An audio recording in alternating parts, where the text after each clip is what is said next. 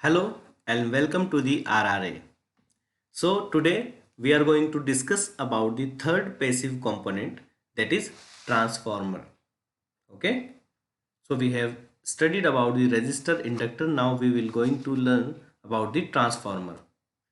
So it is used to transfer electric power from one circuit to another using the magnetic medium. Means इसमें एक magnetic core होती है जिस पर दो वाइंडिंग्स होती हैं।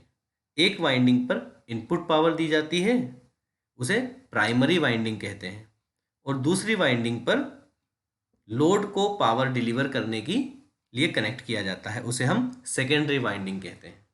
तो एक ट्रांसफार्मर में दो वाइंडिंग्स होती हैं, एक प्राइमरी जो कि इनपुट पे कनेक्ट होती है और एक सेकेंडरी जो कि आउटपुट से कनेक्ट रहती है। Now the figure shows the diagram of transformer.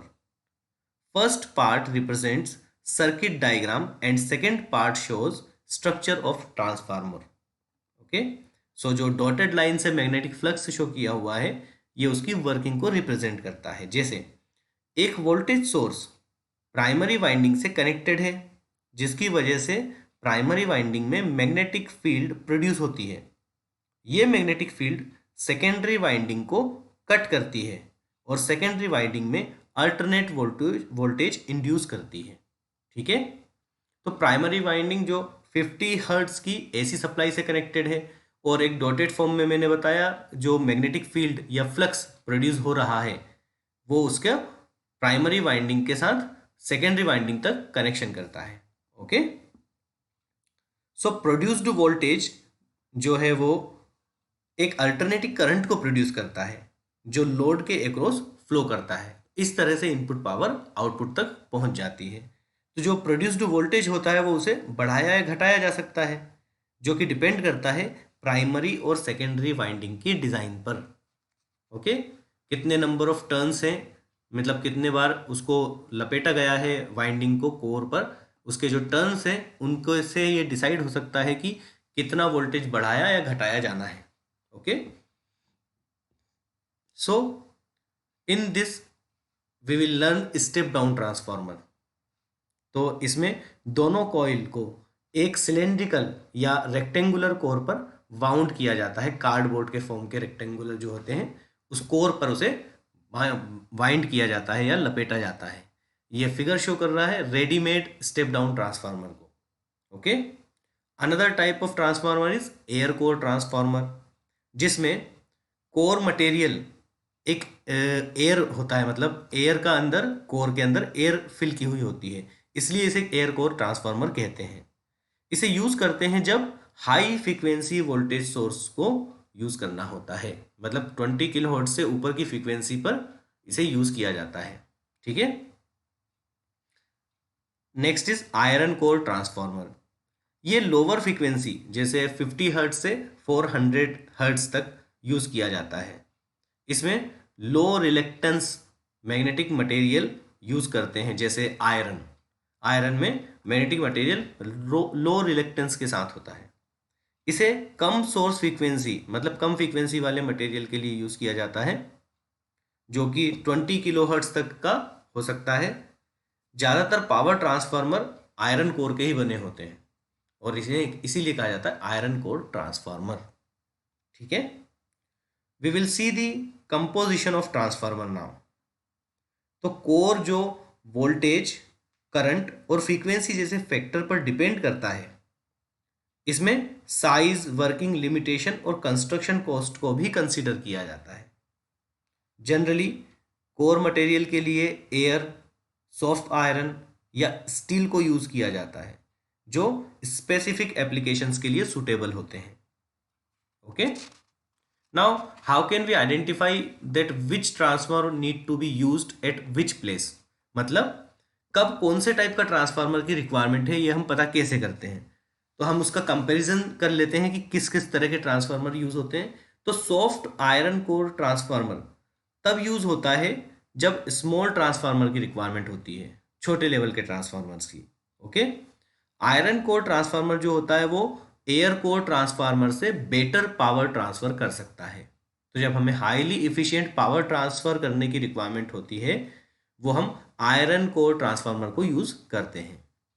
जैसे जिस ट्रांसफार्मर की कोर स्टील की शीट से लेमिनेटेड होती है वो ज़्यादा हीट डिसिपेट करता है, इसलिए ये एफिशिएंटली पावर ट्रांसफर कर सकती है।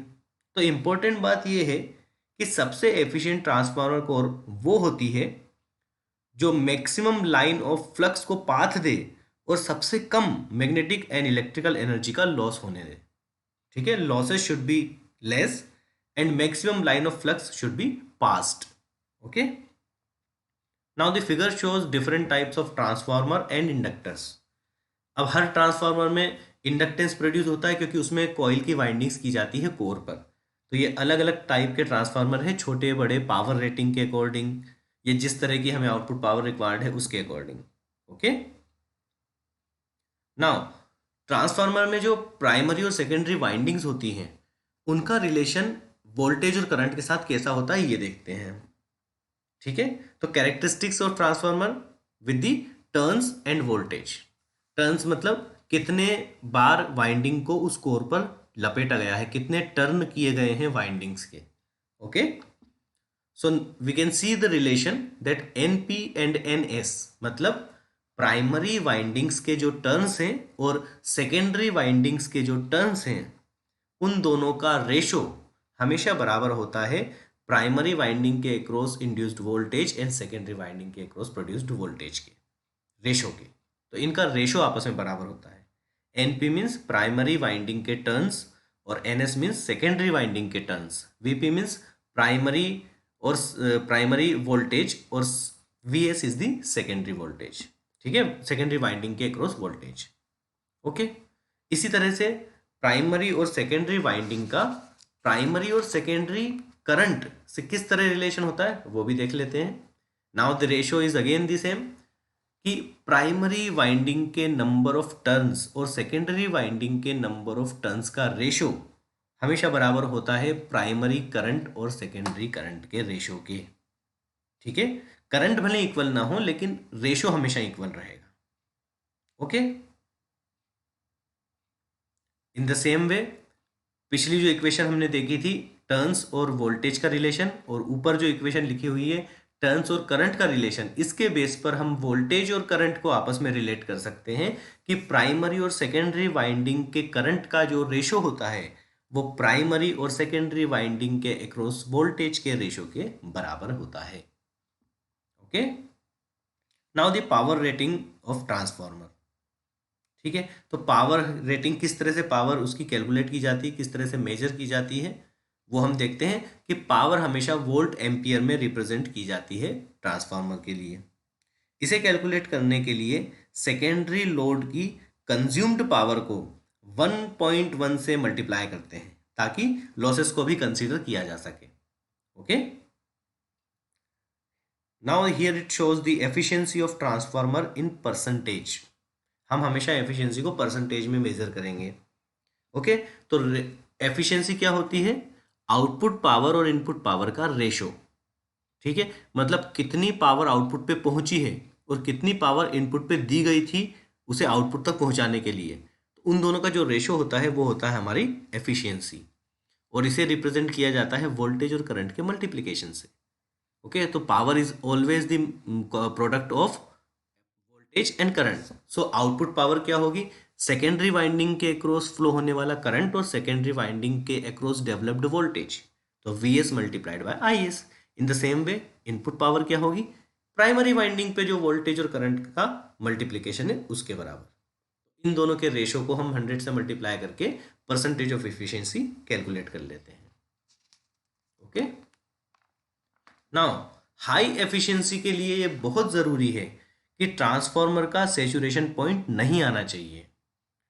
साइनसॉइडल ऑपरेशन के लिए ट्रांसफार्मर को मैन्युफैक्चरर की स्पेसिफाइड रेटिंग्स के अंडर ही ऑपरेट किया जाना चाहिए। मतलब उसने जो उसकी मैक्सिमम लिमिट दे रखी है उसी के अंदर उसे ऑपरेट करना चाहिए ताकि सैचुरेशन वैल्यू ना आ पाए। ओके, सो पल्स ऑपरेशन के लिए ट्रांसफार्मर पर appreciable amount of direct current apply किया जाता है। ओके, सीधा डीसी करंट देते हैं और पीक फ्लक्स डेंसिटी को एस्टिमेट करके मेंटेन करना पड़ता है ताकि ड्यूरेशन ना आ पाए। तो ये कुछ प्रिकॉशन है जो ट्रांसफार्मर को यूज़ करते समय हमें रखनी चाहिए। सो ट्रांसफार्मर को क्लासीफाई भी किया जा सकता है। Transformer can be classified according to their range of operating frequency like power transmission and audio frequency transformers, radio frequency transformers, pulse transformers. तो इस तरह से किस तरह का यूज़ है उसका, उसके बेसिस पे हम इसे डिवाइड कर सकते हैं। तो सबसे पहले देखते हैं पावर ट्रांसफार्मर्स। तो power transformer generally electronic equipment में पावर सप्लाई के लिए यूज़ होता है। तो ये मेन फ्रीक्वेंसी मींस 50 हर्ट्स जो हमारी इलेक्ट्रिकल सप्लाई मिलती है हमें, मेन्स बोलते हैं जिसको, उसके 50 हर्ट्स पर वर्क करने के लिए डिज़ाइन होता है। इसमें एक प्राइमरी वाइंडिंग होती है और मल्टीपल सेकेंडरी वाइंडिंग होती है जो एक दूसरे से इंसुलेटेड रहती है। Okay. Second type is audio frequency transformer. Audio frequency transformer में लेमिनेटेड कोर होती है और ये ऑडियो फ्रीक्वेंसी रेंज मतलब 20 हर्ट्ज से 20 किलो हर्ट्ज तक ऑपरेट कर सकते हैं। ओके। सो ये ट्रांसफार्मर एक स्टेज से दूसरी स्टेज तक सिग्नल को कपल करने के लिए यूज होता है ताकि इम्पीडेंस मैचिंग हो सके। अब इम्पीडेंस मैचिंग क्या होती है? मैक्सिमम पावर ट्रांसफर करने के लिए किसी सर्किट का टोटल इम्पीडेंस लोड के इम्पीडेंस के बराबर हो जाना चाहिए, तब जाकर मैक्सिमम पावर सप्लाई होती है। इसे हम बोलते हैं इम्पीडेंस मैचिंग। तो इम्पीडेंस मैचिंग बहुत ज़रूरी है ताकि मैक्सिमम इनपुट को आउटपुट तक पहुंचाया जा सके। ठीक है। It can also used as input और output transformer, microphone transformer, modulation transformer और जैसा अभी बताया था inter stage couple transformer, maximum power transfer करने के लिए। ठीक है। So generally audio frequency transformer का साइज पावर ट्रांसफार्मर से छोटा होता है। ठीक है। So next is radio frequency transformer, जो कि 100 किलो हर्ट्ज से ज़्यादा फ्रीक्वेंसी रेंज के लिए डिज़ाइन किया जाता है। तो जो पहले दो हमने ट्रांसफार्मर देखे थे वो कम फ्रीक्वेंसी रेंज के लिए होते थे, ऑडियो फ्रीक्वेंसी रेंज के लिए। ये ट्रांसफार्मर रेडियो फ्रीक्वेंसी रेंज के लिए मतलब हायर फ्रीक्वेंसी पे ऑपरेट करने के लिए बनाए जाते हैं। इन्हें ये एलसी रेजोनेंट सर्किट में यूज़ होते हैं मेनली, और इसलिए सिलेक्टिविटी एंड इम्पीडेंस मैचिंग दोनों प्रोवाइड करते हैं।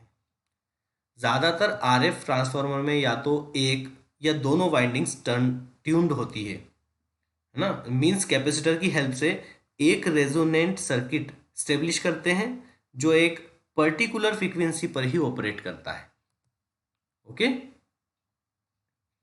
तो इसमें एयर कोर या फेराइट कोर की ज़्यादा यूज़ होते हैं। इंडक्टर जो हमने ट्रांसफार्मर पढ़े थे, एयर कोर या फेराइट कोर, वो ट्रांसफार्मर ज़्यादा यूज़ किए जा सकते हैं क्योंकि ये हाई फ्रीक्वेंसी है। और फेराइट कोर मतलब आयरन कोर तो हाई फ्रीक्वेंसी के लिए यूज़ किए जा सकते हैं। Now the last one is pulse transformer. Pulse transformer basically electrical energy के सोर्स को, जो कि पल्स के फॉर्म में होती है, उन्हें लोड से कनेक्ट करता है।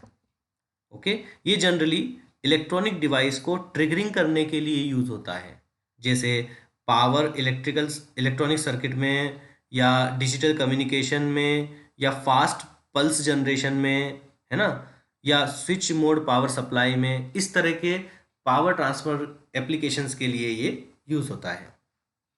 So this is all about the transformers and their types. In the next session, we will start with the another passive component. Thank you so much.